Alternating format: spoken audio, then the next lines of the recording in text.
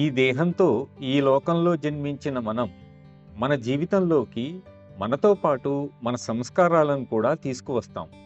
ఆనందానికి ఇన్ని, దుఃఖానికి ఇన్ని, అనారోగ్యానికి ఇన్ని, ఆరోగ్యానికి ఇన్ని అంటూ రేషన్ కోటాల్లా అవి మన మీద ప్రభావాన్ని చూపుతాయి.